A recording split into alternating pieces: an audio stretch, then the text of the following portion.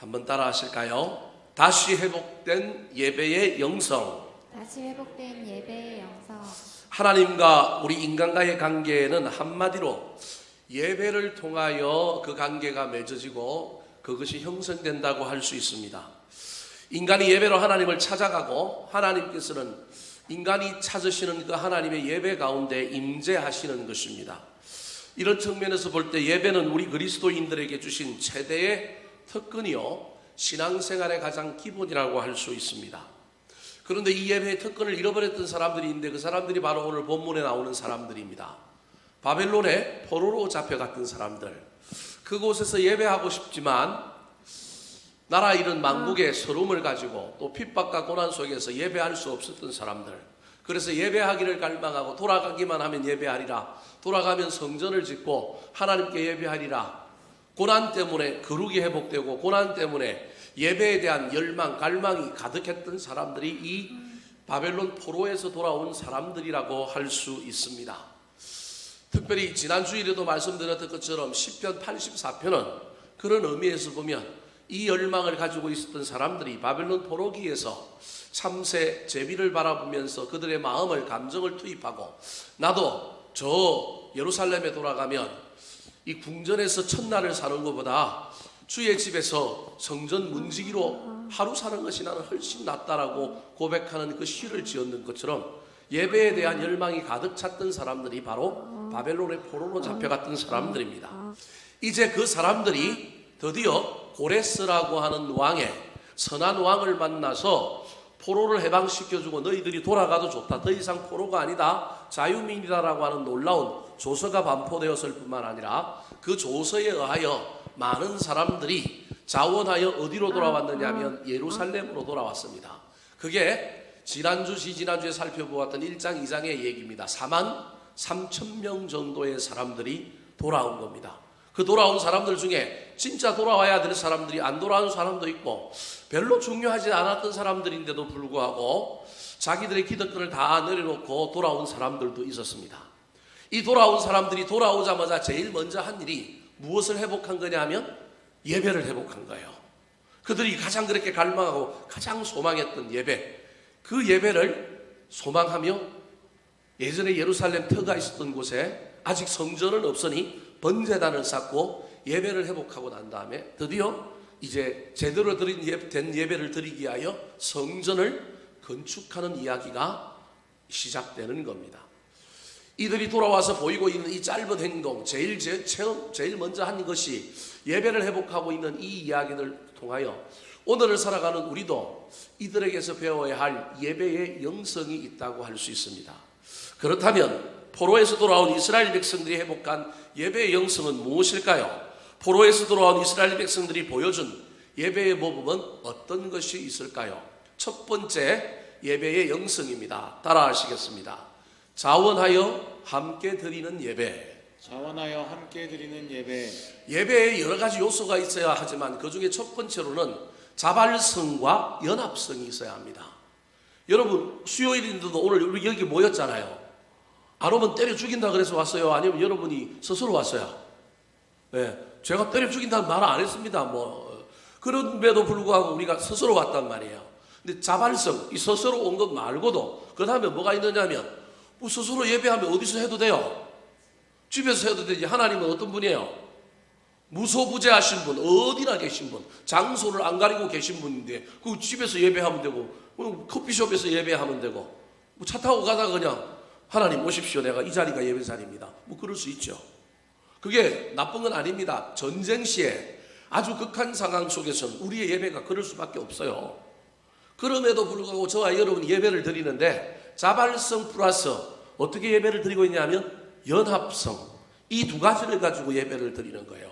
이게 예배의 기초라는 걸 기억하시기 바랍니다. 나 혼자 개인적으로 예배 드리는 게 예배가 아니다, 제가 그 얘기하는 게 아닙니다. 근데 그건 아주 독특한 상황, 아주 위급한 상황, 아주 특별한 상황을 제외하고는 죄송한 이야기지만 우리 하나님이 그건 예배라고 인정 안 할 가능성이 많아요. 평상시에 저와 여러분의 삶에 아무런 큰 어려움이 없을 때 드리는 예배, 예를 들면 이렇습니다. 내가 직장을 다니는데 주일날 상사가 나오라 그래. 처음에는 주일날 안 부르는 조건으로 나갔는데 이거 안 나가면 잘릴 것 같아요. 그래서 이번에는 잘릴 걸 각오하고 예배를 드릴까 말까 하다가 내 믿음이 연약해서 내가 출근을 했어. 인생이 그럴 수도 있잖아요. 목사가 그걸 조장하는 거 아니에요. 여러분 오해하지 말고 들으십시오. 목사님 저렇게 그래도 된다더라. 제 얘기가 그런 얘기가 아니고 인간이 살다 보면 어쩔 수 없이 그렇게 출근을 했어요. 그런데 이 상사가 불러놓고 예비군 훈련, 민방위 훈련하는 것처럼 나를 테스트해놓고 찍어놓아요, 안 와요? 안 왔어. 시간이 좀 남았어.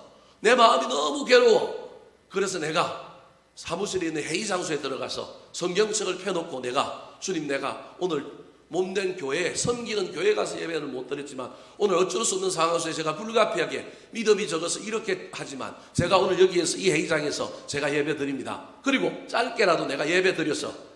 그게 예배일까요? 예배가 아닐까요? 예배입니다, 여러분. 어쩔 수 없는 경우에 아주 저와 여러분이 최선을 다해 예배를 드려야 되는데 그러지 못할 경우 그런 예배도 예배라는 거예요. 근데 그게 일상화가 되면 될까요? 안 될까요?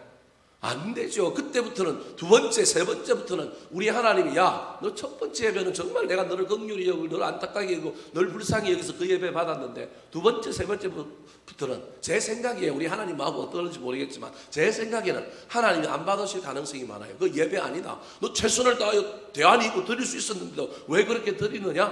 그럴 가능성이 많은 거예요. 그래서 예배는 자발성과 무엇을 근거로 하고 있느냐면 연합성. 함께 드리는 예배. 구약에서부터 신약에까지 줄기차게 말하고 있는 것은 예배는 혼자 드리는 것이 아니라 어떻게 드리는 거라고요? 함께 드리는 거예요. 여러분 신약시대에 그 로마의 황제들이 핍박을 하는데 혼자 예배 드리면 되는데 어디 가서 예배 드려요? 지하에, 지상은 무덤인데 그 무덤 밑에 뭘 파요? 굴을 파고 카타콤이라고 그 굴 밑에 들어가고 수많은 사람들이 모여서 예배 드려요. 모여서 예배하잖아요. 여러분 그렇게 위험한데 그냥 혼자 예배 드리면 되지 왜 모여서 예배해요? 예배의 중요한 원칙 중에 예배의 중요한 영성 중에 이것이 있다는 걸 여러분 잊어버리면 안 됩니다. 이걸 훈련도 못 받고 교육도 못 받고 이것도 모르니까 사람들이 그냥 혼자 그냥 집에서 예배해도 되고 그냥 내 신앙 내가 생각하고 예배 드린다고 말하는 사람들이 간혹 나타나요. 그런 사람들을 무교회주의자라 그러는데 무교회주의자가 다 나쁜 건 아니지만 예배의 관점에서 보면 아주 위험한 생각 중에 하나입니다. 성경의 역사 어디를 봐도 혼자 예배 드린 것들은 아주 없어요. 심지어 빌립보라고 하는 유럽의 첫 성에 선교를 나갔던 사도 바울도 예배 처소가 없잖아요. 해당이 없잖아요. 그러니까 어디 가서 예배 드려요? 강변에 가서 예배 드리잖아요. 바벨론의 포로로 잡혀갔던 사람들이 교회도 없지 해당은 바벨론 후기에 만들어졌단 말이에요. 뒤에 이제 조금 포로 생활이 안정되고 그 정치하는 사람들이 눈치도 조금 느슨할 때 그때 그들이 예배할 수 있는 장소를 바벨론에서부터 해당을 만들어서 그 해당 제도가 신약 시대에 이제 들어오는 거예요. 바벨론 후기에 만들어졌단 말이에요. 그럼 이 사람들이 어디 가서 예배를 드렸을까요? 예배를 드릴 수 없으니 그들이 예배를 드렸던 장소 처소를 정했던 것이 그냥 강변이에요. 강변. 그래서 시편 128편, 126편, 시편 137편 이런 데 보면 바벨론의 포로기에 잡혀갔던 사람들이 예배를 드리는데 어디로 드리냐면 바벨론 강가에서 을레 강가에서 이렇게 예배 드렸다는 이야기들이 시편에 나와요. 그래서 사도 바울도 빌립보라고 하는 첫 성, 유럽의 첫 선교지에 예배 드릴 데가 없단 말이에요. 그러니까 어디로 가요? 강변에 나가면 나 말고도 나와 같은 처지에 있는 사람들이 뭐 하러 올 거다? 예배하러 올 거다. 그래서 딱 갔는데 거기에 누가 모여 있어요? 여자들 몇 명이 모여 있는 거예요. 유대인들.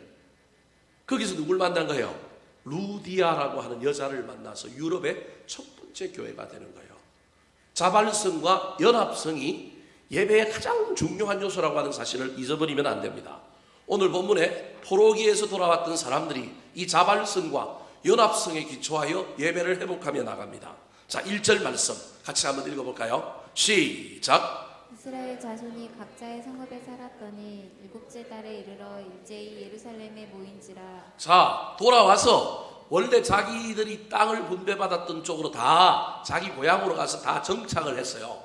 바벨론에서 예루살렘까지 걸어오는데 몇 달 정도 걸리면서 4달 정도 걸렸어요. 짐 풀고 정리하는데 이게 정확하게 얼마 걸렸는지는 성경에 알 수는 없어요.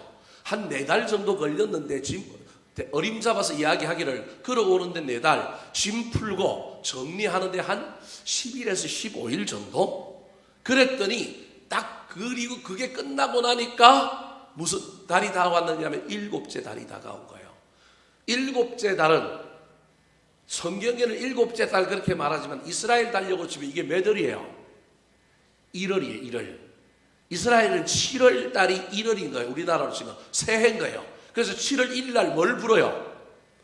나팔을 불어요. 여러분 수도 없이 들을 거예요. 그래서 이게 무슨 절기라고요? 나팔절. 그리고 7월 10일이 대속제일이라 그래서 제사장이 1년에 한 번 어디에 들어가느냐 하면 지성소에 들어가요. 이게 다 7월 달에 모여 있어요. 그러니까 성경에 나오는 절기로는 7월이지만 실제 절기로는 우리나라 절기로 하면 몇 월인 거예요? 1월 신년인 거예요. 지금 현재의 달력으로 하면 이 7월이 언제냐면 9월 달이에요. 9월 달. 그래서 9월 달이 이스라엘 사람들 이스라엘 나라에 성지순례 가면 초막절이 걸리게 된 이유가 9월 달이 딱 걸려요. 그래서 성지순례 초막절에 가면 초막절 구경 가는 건 좋은데 사람들이 별로 도시에 안 돌아다녀. 전부 어디에 있어요? 초막 지어놓고 초막에 가는 거예요. 그래서 초막절 절기가 9월에 있어서 성경의 절기의 7월은 오늘날 우리의 절기로는 1월이고 이스라엘 나라의 절기로 현대 이스라엘 나라 절기로는 몇 월이 되느냐 하면 9월이 돼요.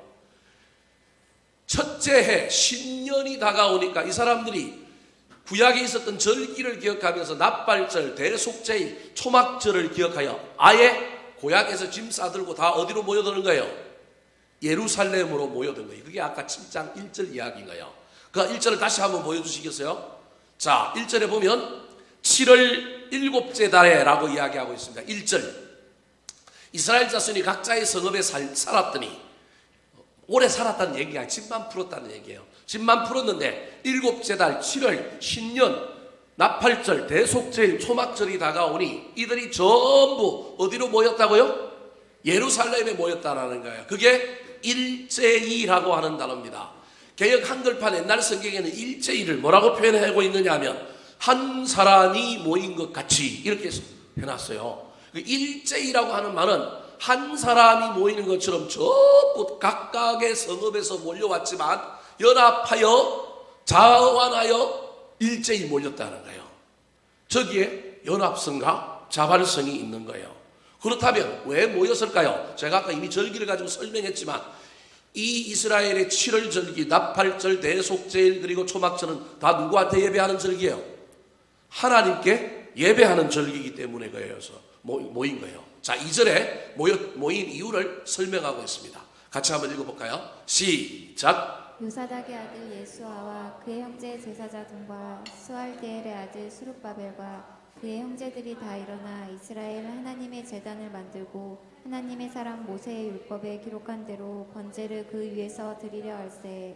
자, 요사닥의 아들 예수아라고 할 때 저 예수아는 제사장을 얘기하는 거예요. 대제사장과 그의 형제들이니까 레위인들을 이야기하고 스알디엘의 아들 스룹바벨은 총독이에요. 그러니까 지파 12개 지파의 대표라고 보면 돼요. 그러니까 스룹바벨과 그의 형제들 그러니까 각 지파의 대표들이 다 일어나. 아까는 일제히 그 다음에 이번에는 뭐라고요? 다 일어나. 여기 연합성이 있는 거예요.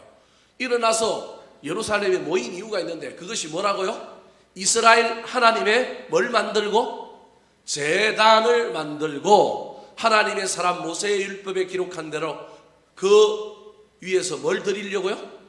번제를 드리려고 예배를 드리려고 모였다. 다르게 하기 위하여 모인 것이 아니라 예배 드리려고 모였는데 그때 모인 모습이 자발성과 연합성을 가지고 모였다. 여러분 신앙생활 예배 드리는 것 가능하면 자원하여 하시기 바랍니다. 체면 때문에 어쩔 수 없이 안 드리면 벌 받을까 봐 뭐 그런 것도 있어야 되지만 저와 여러분이 하나님을 만나고자 하는 기쁨과 자발성 가지고 예배 드렸으면 좋겠고요. 더불어 함께 예배하는 것이 옳은 일임을 잘 기억하여 할 수만 있다면 더불어 함께 예배하는 그 예배 영성을 저와 여러분이 소유하게 되기를 예수님의 이름으로 축원합니다. 두 번째, 포로에서 돌아왔던 이스라엘 백성들이 회복했던 예배 영성은 무엇일까요? 따라 하시겠습니다. 구별된 장소에서 드리는 예배. 구별된 장소에서 드리는 예배. 올바른 예배는 예배자의 자발성과 연합성, 즉 공동체로 함께 드리는 예배자의 태도가 아주 중요합니다. 그런데 그거 말고도 또 중요한 두 번째 예배의 중요한 요소가 있는데 그것이 무엇이냐면 바로 장소입니다. 장소. 내가 편한 장소, 내가 좋아하는 자리가 아니라 구별된 장소에서 하나님께서 원하시는 장소에서 예배하는 것이 중요합니다. 그래서 첫 번째 예배의 영성이 아까 말했던 것처럼 자발성과 연합성이라고 한다면 그 자발성과 연합성도 야 오늘 수요일인데 목사님 마음에 안 드는데 교회 가서 예배 드리지 말고 전부 우리 집에 모여 우리 집에서 예배 드리자. 그것도 자발성이잖아요. 그것도 뭐예요? 연합이잖아요. 근데 그 예배는 하나님 안 받으실 가능성이 많아요. 왜요? 장소가 잘못됐기 때문에 그렇습니다. 아니 집에서도 예배 드릴 수 있죠. 우리 집에서 모여서 예배 드리자고 하는데 그게 뭐가 잘못된 거냐? 아닙니다. 하나님이 이스라엘 백성들에게 구약에서 이스라엘 백성들에게 뭐라고 얘기하셨는지 아십니까? 뒤에 화면을 먼저 한번 보여주시겠습니다. 신명기 5장 12장 5절하고 14절 말씀. 자, 하나님께서 예배와 그 다음에 솔로몬 때도 성전을 지으시면서 왜 성전을 짓고 왜 이곳에서 예배하라고 하신 이유를 설명하고 있어요. 자, 같이 한번 읽어볼까요? 시작. 오직 너희의 하나님 여호와께서 자기의 이름을 두시려고 너희 모든 지파 중에서 택하신 곳인 그 계실 곳으로 찾아 나아가서 오직 너희의 한 지파 중에 여호와께서 택하실 그곳에서 번제를 드리고 또 내가 내게 명령하는 모든 것을 거기서 행할지니라. 저게 신명기 12장에 모세의 율법 가운데 아주 중요한 구절입니다. 저걸 신학적으로는 중앙성소신학 또는 단일성소신학 그렇게 이야기하는데요. 이스라엘 백성들이 막 지방이 흩어져 있는데 유일하게 하나님께서는 어디 와서 예배드리라니 예루살렘에 와서 예배드리라 그랬단 말이에요. 그게 중앙성소라고 그러는 거예요. 북이스라엘처럼 베델에도 놓고 저 단에도 놓고 그래서 두 개 있어갖고 북쪽에 있는 사람은 위로 중앙에 있는 사람은 남쪽으로 그걸 편리하게 하기 위하여 저 단과 저 베델에 두 개 예배할 수 있는 그것도 뭐 우상이긴 하지만 금송아지 만들어 놨단 말이에요. 편리하잖아요. 편리함이 예배가 아니라는 거예요. 하나님은 지방에 있는 어떤 사람이든지 간에 불편하더라도 어디 와서 드리라고요? 택하신 곳 하나님이 정해놓은 그곳에서 예배 드리라는 거예요. 물론 목사님 덕양중앙교회가 택하신 곳이냐 아닌지 그 목사님 어떻게 하십니까? 그러면 할 말은 없지만 그럼에도 불구하고 오늘날 저와 여러분이 기억해야 될 것은 내가 덕양중앙교회 교인으로 신앙생활을 하는 동안에는 하나님이 저와 여러분을 위하여 어디를 택한 거냐 하면 여기를 택했다고 하는 걸 잊어버리면 안 됩니다. 그래서 예배하는 뭐가 중요하냐면 장소가 중요해요. 예배하는 태도, 자원하여, 연합하여 함께 나 혼자 은혜 받으면 되는 게 아니고 내가 은혜 받아야 다른 사람도 은혜 받을 수 있고 공동체로 예배 드리는 건 나 때문에 다른 사람이 영향을 받을 수 있고 내 영성이 다른 사람에게 지게 대한 영향력이 있음을 기억하여 저와 여러분이 예배하는 태도가 자발성, 자원하고 그 다음에 연합하여 함께 드리는 예배를 중요하게 여겨야 될 뿐만 아니라 그 예배 드리는 장소가 어디냐 그걸 중요시해야 된다는 거예요. 여러분 아까도 이야기했지만 하나님은 무소부재하셔서 어디든지 계시기 때문에 어디서든지 예배하면 우리 하나님 그 예배 받으십니다. 구약에 여러분 야곱이 형 에서 피하여 도망가다가 베델에서 바윗돌 하나 베고 잠들었는데 거기서 꿈꾸잖아요. 사닥다리가 내려오고 막 천사들이 오르락 내리락 하는 꿈을 꿨단 말이에요. 그래서 너무너무 기뻐가지고 자기 지금 도망자인데 인생이 어떻게 될지 모르는데 야 그래도 하나님이 나타나고 막 이러니까 얼마나 기쁜 거예요. 얼마나 내 인생에 하나님이 도와주신다고 생각하니까 그리고 막 천사가 하늘에서 오르락내리락 하는 거 보니까 야 이거 내 소원이 이루어질 것 같고 내 기도가 들어지는 것 같고 막 별의별 생각을 다 한 거예요. 감격이 넘친 거예요. 그래서 거기다가 또 다른 돌을 하나를 세운 거예요. 우리로 치면 비석 하나 세운 거예요. 자기 나름대로 뭐 시멘트 붓고 이렇게 한 게 아니고 그냥 돌 하나에도 우리로 치면 그냥 표시 하나 해둔 거예요. 내가 다음에 여기 와서 이 표시 보고 이 장소 찾겠다. 그러면서 하나님 앞에 뭐라고 얘기해요? 내가 이곳에 하나님을 뭘 세우겠다? 집을 세우겠다. 돌아오면 몇 가지 약속했는데 그 중에 하나가 이곳이 교회라는 거예요. 이곳에서 하나님이 나를 뭐 했다고요? 만나 주셨다. 그래서 그곳 이름이 뭐예요? 벳엘이라니까요. 베델. 그러니까 그게 누구의 집이에요? 하나님의 집이잖아요. 나중에 이게 그렇게 되는 거예요. 하나님의 집이라고 하는 표현이 거기서 나오는 거예요. 제가 지금 무슨 얘기를 하려고 하느냐 하면 위급한 상황, 일반적이지 않은 상황 속에서는 무소부재하신 하나님이 어디든지 계셔서 예배를 받으십니다. 저와 여러분이 길 가다가도, 저와 여러분이 기도하고 가정에서도 우리가 기도하고 예배하면 그 예배 받으십니다. 가정 예배는 예배가 아닌가요? 그럼에도 불구하고 저와 여러분이 기억해야 될 것은 하나님이 우리 인간의 연약함, 우리 인간의 유한성 때문에 하나님도 자기 자신을 아주 이상하게 얘기하면 가두어 두신 거예요. 이곳에 오면 내가 너희들을 만날 수 있다. 너희들이 나를 만날 수 있다. 무한하신 하나님, 어디든지 계신 하나님이 인간의 유한성 때문에, 인간의 유한성은 인간은 뭘 봐야 되거든요. 뭘 만나야 되거든요. 뭘 만져봐야 되거든요. 그걸 위하여 공간 하나를 구별하고 그 위에 건물을 세우고 여기가 하나님이 임재하신 장소다. 여기 오면, 여기 와서 기도하면 언제든지 너희들 기도를 들어주겠다. 그런 의미로 어떤 한 장소를 특별히 뭐 한 거예요? 구별한 겁니다. 사람도 구별했지만 예배는 세 가지 구별 때문에 예배가 되는 거예요. 첫 번째, 장소의 구별. 두 번째, 무슨 구별이 있어야 돼요? 시간의 구별. 여러분 잘 기억하십시오. 장소의 구별, 시간의 구별. 그 다음에 무슨 구별이 있는지 아십니까? 사람의 구별. 내가 구별되는 거예요. 그래야만 이 예배가 이루어지는 거예요. 물론 이 중에 하나의 조건이 충족 안 될 수도 있어요. 급박한 순간, 위기의 순간, 전쟁의 순간, 피치 못할 순간, 장소가 안 될 수도 있어. 그죠? 그다음에 뭐가 안 될 수도 있어요? 시간이 안 될 수도 있어. 그런데 뭐는 돼야 돼? 나는 거룩해야 돼. 무슨 말씀이에요? 이게 예배의 최소의 요건이란 말이에요. 근데 우리 하나님 가장 기뻐하시고 좋아하는 예배는 이 세 가지가 다 뭐 하는 거예요? 구별되는 것. 세 가지가 다 구별되는 것.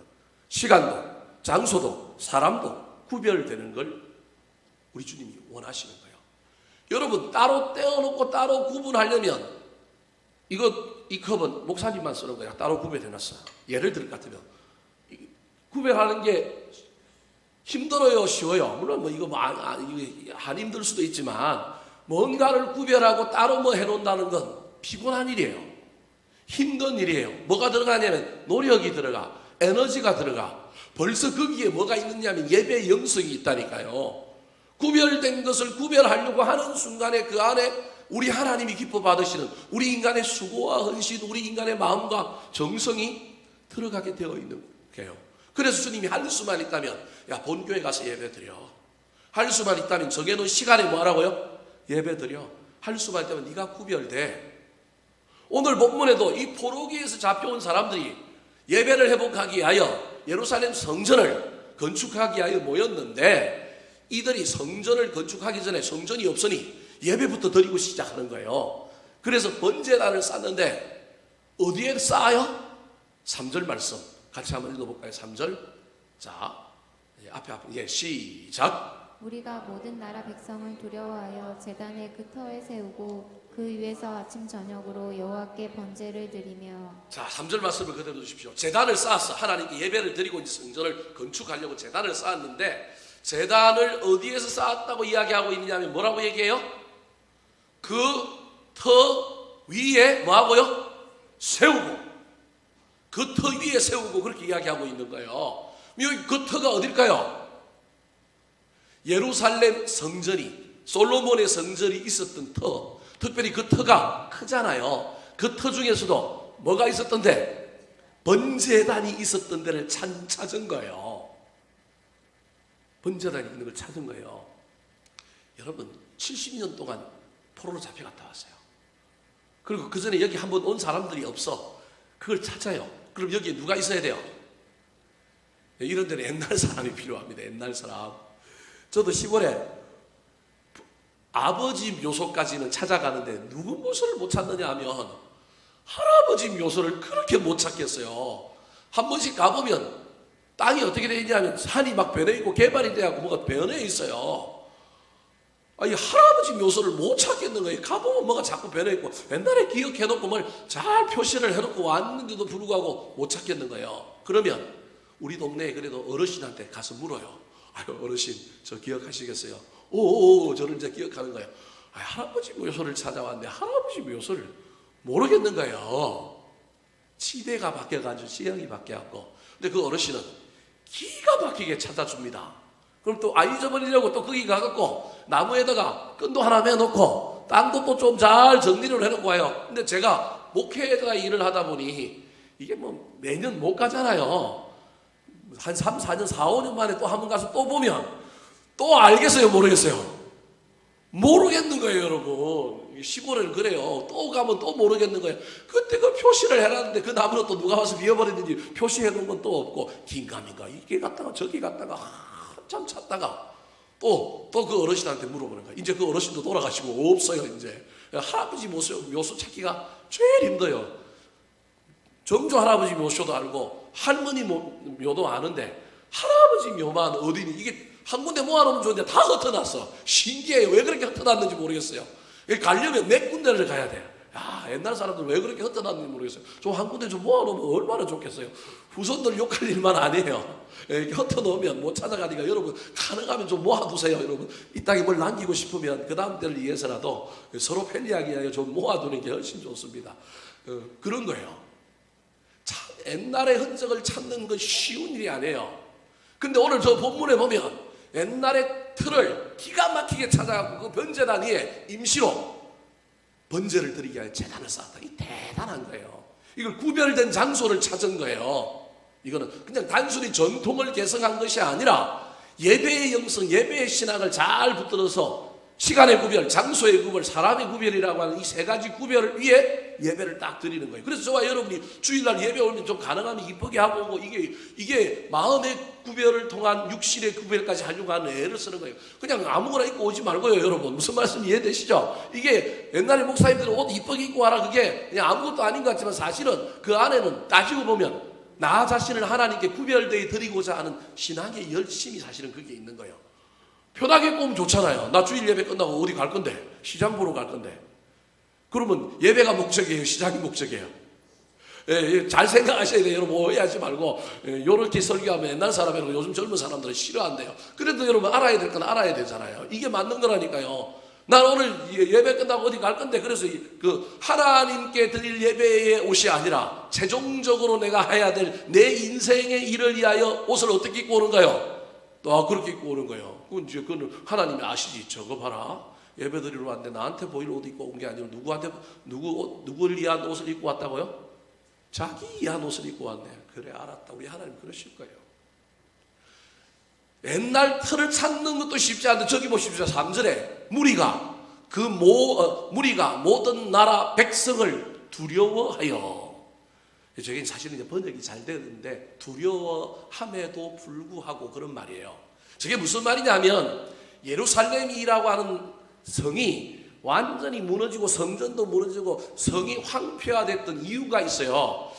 바벨론의 포로를 잡혀가면서 바벨론이라고 하는 나라와 그 앞에 있는 아수르라고 하는 나라가 어떤 정책을 썼느냐 하면 자신들의 나라와 이스라엘 주변에 있는 나라의 사람들을 강제로 어디로 이주시켰느냐 하면 예루살렘 인근으로 이주를 시켰어요.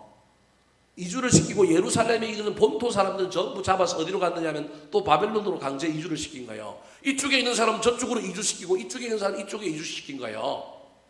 그런데 강제로 바벨론으로 이주했던 사람들이 일로 돌아오는 거예요. 근데 여기 있던 사람들은 돌아간 게 아니라 여기 터전을 잡고 살고 있는 거예요. 살고 있으면서 이 사람들은 늘 뭐가 문제냐면 예루살렘이 다시금 일어나는 것에 대해서 늘 경계를 하고 있는 사람이, 종교적으로 정치적으로 예루살렘이 일어나면 골치 아픈 거예요. 자기들의 기득권이 사라지는 거예요. 뿐만 아니라 옛날에 저 북쪽과 애굽을 잇는 무역로가 반드시 어디를 통과하게 되어 있느냐 하면 어디로 통하면 이 여리고와 예루살렘과 그 다음에 저 북쪽에 가버나움 여기를 이렇게 통과해서 가는 거예요. 여기는 다 무역함으로 말하면 뭘 받는 거냐면 세금, 통과세를 받는 것으로 유명해요. 그러니까 예루살렘이라고 하는 나라가, 예루살렘이라고 하는 도시가 지방세를 가지고 살려면, 국세도 있지만 지방세를 가지고 살려면 그 도시는 뭘 받아야 되느냐 하면 무역로의 통행세를 받아야 되는 도시예요. 그런데 그 도시를 황폐하게 만들어 놓고 무역로를 변경을 해서 만들어 놨어. 지금 어디를 통과해서 가게 만들어 놓은 거예요? 사마리아를 통과하게끔 만들어 놓은 거예요. 바벨론 포로로 잡혀갔던 시대에 사람들이 이주했던, 다른 나라 사람들이 이주해서 여기 살면서, 그래서 무역로가 다 어디로 통과해서 가느냐 하면 사마리아를 통과해서 가고 사마리아에 세금을 내고 사마리아에서 숙박을 하고 사마리아에서 여간을 묵고 사마리아에서 밥을 삶고 가는 거예요. 그 경제가 어디를 중심으로 돌겠어요? 사마리아를 중심으로 도는 거예요. 그럼에도 불구하고 오랜 역사 속에서 예루살렘을 무용로로 해야 되는 것은 이유가 있어요. 효율적이고요. 그 다음에 예루살렘에 대한 명성이 있고요. 뭐 이런 것들이 있는 거예요. 그리고 사마리아는 낮은 도시고 예루살렘은 높은 도시지 경치도 좋을 뿐만 아니라 공기도 좋고 뭐 여하튼 이 전통적으로 시대의 역사의 흐름 속에서 살아왔던 사람들이 느끼고 있는 예루살렘에 대한 뭐가 있냐면 향취가 있어요. 근데 이 사람들이 돌아왔어. 그러니까 누가 눈에 불을 켜겠어요? 그 주변에 있는 이민족들 또는 혼혈민족들이 이 돌아온 사람들을 향하여 눈에 불을 켜고 쳐다보는 거예요. 그게 모든 나라 백성이에요. 그들이 호시탐탐 뭐 하고 있느냐면 낭을 보고 있고 와서 괴롭히는 거예요. 저기에 그럼에도 불구하고 뭘 찾았느냐 하면 옛날에 번제단이 있던 제단을 찾아서 그 터 위에 성전 건축하기 전에 지금 하나님께 예배드리려고 하는 거예요. 그 말은 사실은 그 제단을 누가 차지하고 있었던 거예요? 이민족들이 차지하고 있고 이민족들이 경계를 서고 있고 이민족들이 막 이거 막 오면 막 발로 걷어 차버리고 막 이랬는데도 불구하고 그래서 무섭고 두려웠음에도 불구하고 그것을 넘어서서 그 터 위에 세웠다는 거예요. 예배는 이런 거예요. 방해를 무릅쓰고 예배는 예배 드릴 만한 환경과 상황이 안 되는데도 불구하고 교회 가기 힘든 상황이기도 불구하고 그걸 넘어서서 드리는 게 예배라는 거예요. 그래서 저 이스라엘 백성들이 지금 하고 있는 예배가 구별된 장소에서 드리는 거룩한 예배인 거예요. 사랑하는 성도 여러분, 방해가 있더라도 어떤 어려움이 있더라도 저와 여러분이 구별된 터 위에 우리 주님께서 구별하신 그 위에서 예배 드렸으면 좋겠습니다. 건물로는 또는 장소로는 하나님이 선택하여 구별하신 본교회 위에 영적으로는 우리의 반석 되시는 예수 그리스도 위에 그 터 위에 예배를 세우는 것이 옳은 예배임을 알고 저와 여러분도 거룩한 터전 위에 예배를 세우며 나아가게 되기를 예수님의 이름으로 축원합니다. 세 번째로 바벨론 포로에서 돌아온 이스라엘 백성들이 회복한 예배의 영성이 무엇일까요? 따라 하시겠습니다.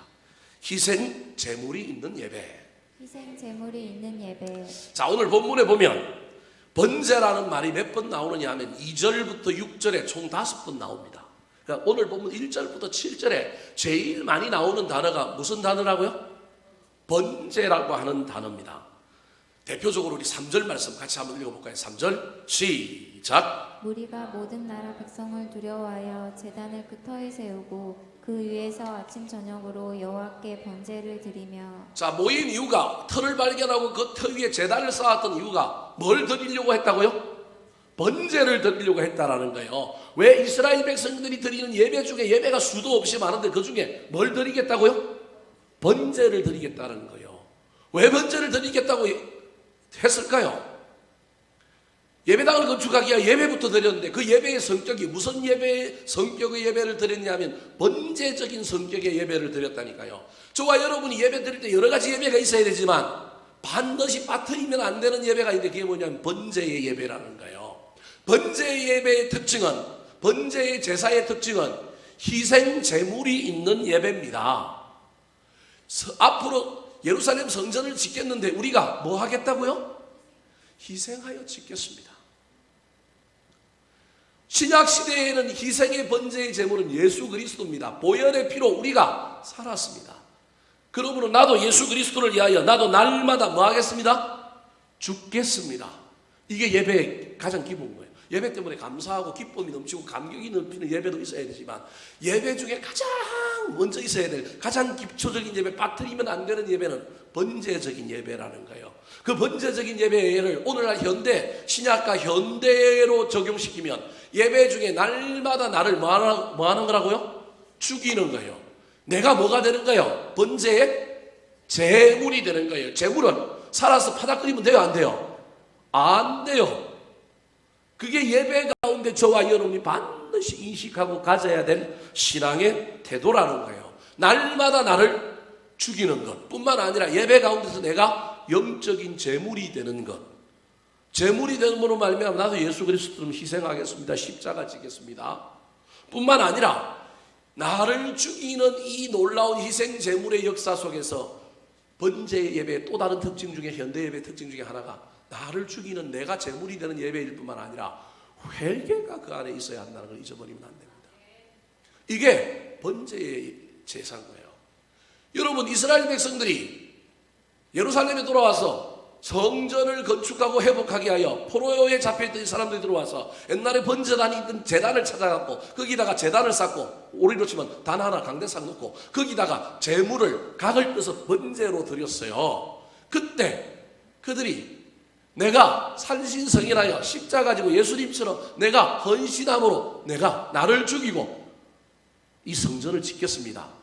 그런 의미도 있지만 주님, 우리가 잘못해서 우리가 우상숭배해서 우리가 하나님께 징계를 받아서 70년 동안 어디 갔다 왔습니다? 포로 갔다 왔습니다. 주여 용서하여 주십시오. 다시는 같은 죄에 넘어지지 않겠습니다. 회개의 의미가 이 번제 안에 들어있는 겁니다. 희생과 헌신 그리고 회개, 이것이 희생의 제물이 있는 번제 예배의 특징입니다. 예배는 그러므로 기본적으로 낭비입니다. 서구의 유명한 예배 신학자 중에 마르바든이라고 하는 사람이 있는데 이분이 아주 유명한 표현을 책 제목으로 썼는데 그게 뭐냐면 거룩한 낭비라고 하는 책이 있습니다. 거룩한 낭비. 여러분 혹시 시간이 되시면 찾아서 한번 읽어보시기 바랍니다. 우리 그리스도인들인 거룩한 낭비를 하는 사람이라는 게, 우리 낭비하는 사람이에요. 근데 어떤 낭비를 하는 사람이라고요? 거룩한 낭비를 하는 사람이에요. 성경에 거룩한 낭비의 대표적인 여자가 나오잖아요. 예수님의 죽음을 예감하고 옥합을 깨뜨려서 장례를 대신하게 하여 머리로 예수님의 발을 씻겼던 여인. 그때 예수님이 이 여자의 이름이 훗날 막 온 나라의 많은 사람들에게 전해서 기억되리라 그러잖아요. 이 사람 낭비했잖아요. 가룟 유다가 그거 보고 있다가 저게 돈이 얼만데 저거 팔아갖고 가난한 사람한테 나눠주면 얼마나 좋은데 나눠주는 척하다가 자기가 뒤에서 돈 좀 빼먹으려고 사실은 그 마음 가지고 가룟 유다 그렇게 얘기했단 말이에요. 여러분, 우리 그리스도인들은 낭비하는 사람들입니다.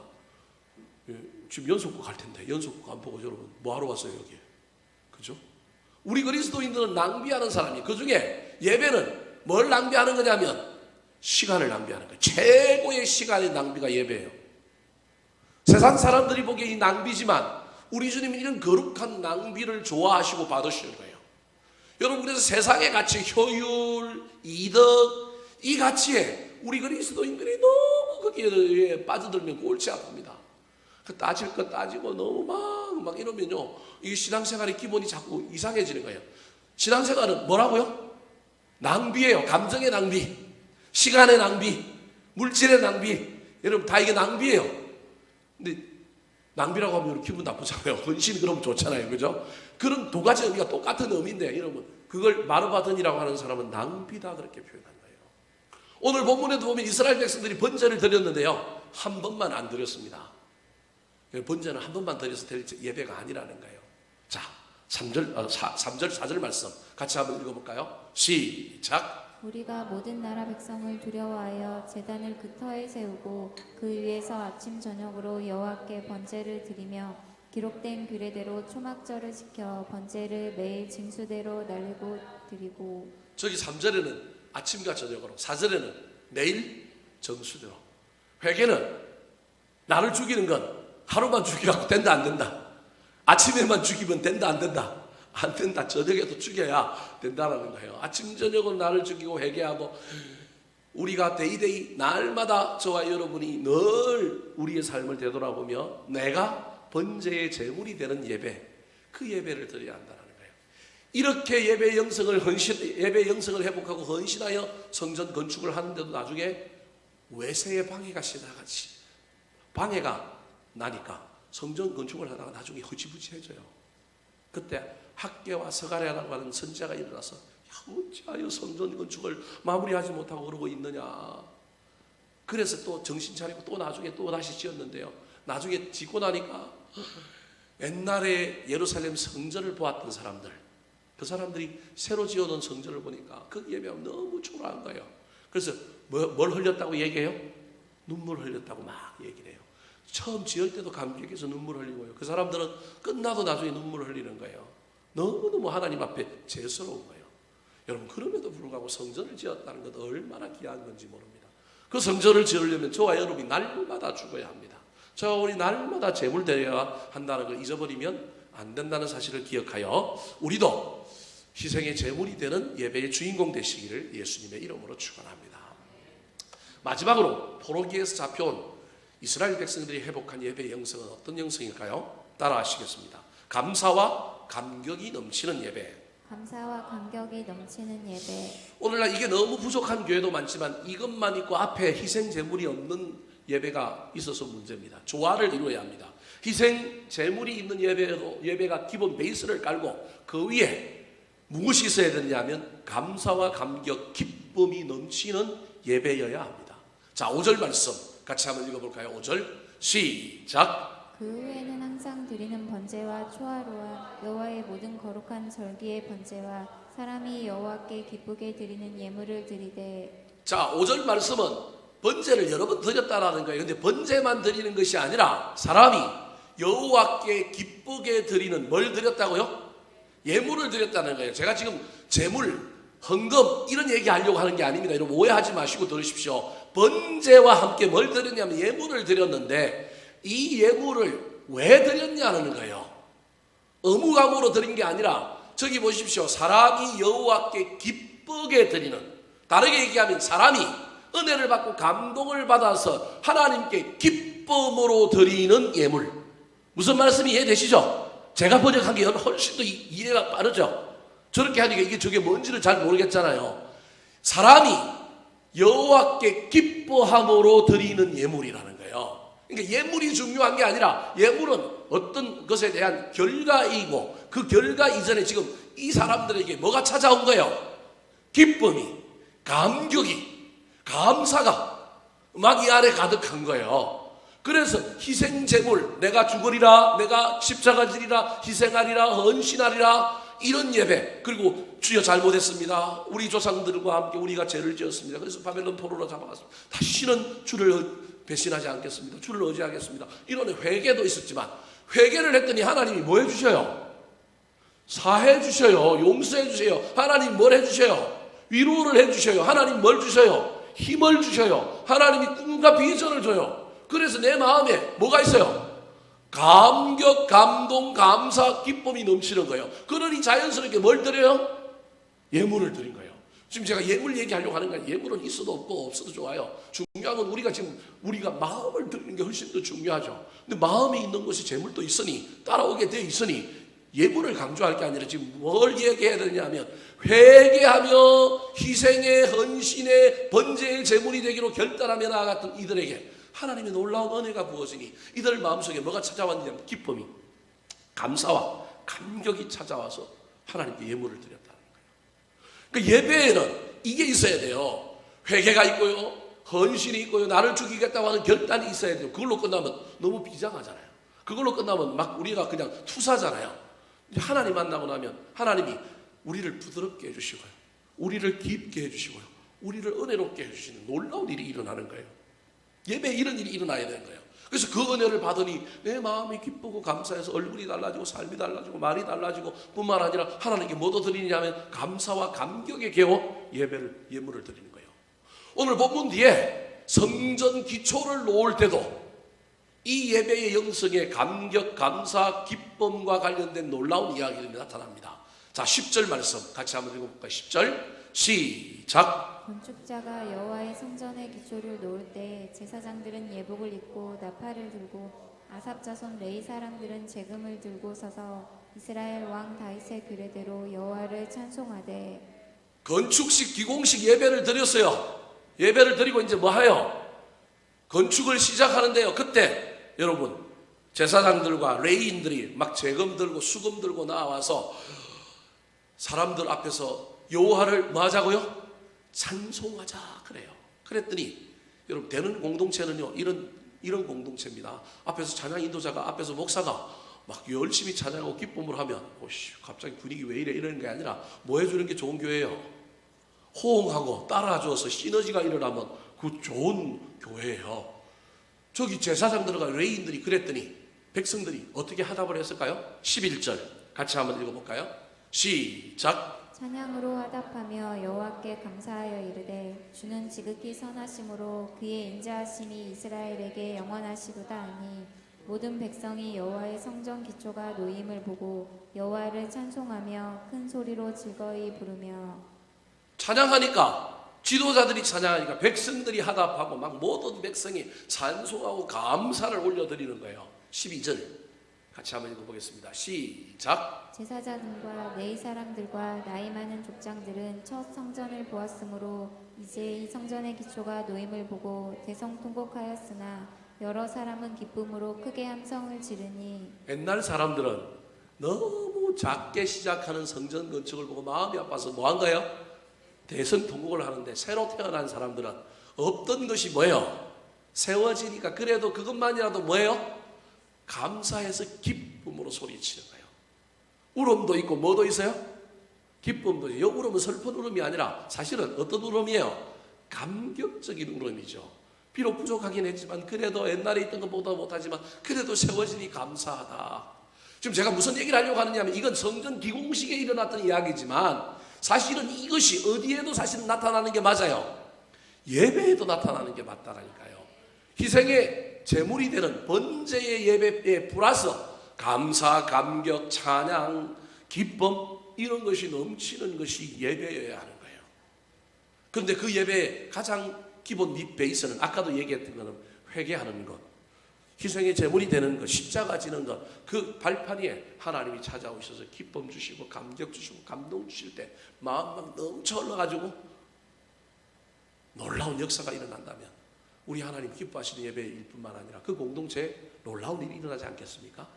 이 놀라운 은혜가 앞으로 이 포로에서 돌아온 이스라엘 백성들이 성전을 건축하는데 큰 힘을 공급하고 나아가게 된다는 사실을 잘 기억하여 저와 여러분도 우리 덕양중앙교회도 다시금 이 예배의 영성이 회복되어서 예배에 찾아오는 모든 사람들마다 올바르게 예배할 뿐만 아니라 하나님 부어주시는 놀라운 은혜가 우리의 삶 속에 능력이 되고 우리의 삶 속에 하나님께 놀랍게 영광을 돌리는 일들을 만들어내는 아름다운 역사가 일어나게 되기를 우리 구주 예수 그리스도의 이름으로 축원합니다. 한번 따라 하실까요? 다시 회복된 예배의 영성, 다시 회복된 예배의 영성, 자원하여 함께 드리는 예배, 자원하여 함께 드리는 예배, 구별된 장소에서 드리는 예배, 구별된 장소에서 드리는 예배, 희생의 제물이 있는 예배, 희생의 제물이 있는 예배, 감사와 감격이 넘치는 예배, 감사와 감격이 넘치는 예배. 기도하겠습니다.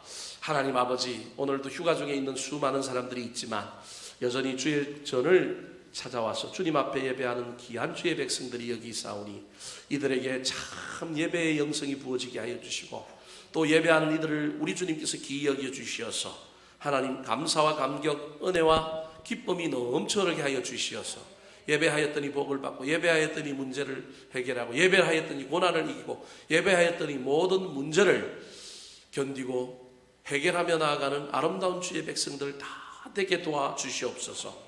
오늘도 들은 말씀 잘 기억하며 예배의 본질을 흐리지 않으며 나아가겠습니다. 주여 예배 가운데 우리를 만나 주시옵소서. 기도하며 나아가는 모든 주의 백성들을 선한 삶의 현장에서도 만나 주시고 이끌어 주시어서 3일 동안 살아갈 때 하나님의 큰 은혜와 능력을 힘입는 주의 백성들 다 되게 도와 주시옵소서. 감사드리오며 이제는 우리 구주 예수 그리스도의 은혜와 하나님 우리 아버지의 무한하신 사랑과 성령님의 감동감화 위로교통 인도하심이 나도 주의 놀라운 은혜 속에 예배의 영성을 회복하며 나아가리라 결단하며 나아가는 주의 백성들 머리머리 위에와 그들의 남은 생애 위에 이제로부터 영원까지 함께 하옵시기를 간절히 축원하옵나이다. 아멘.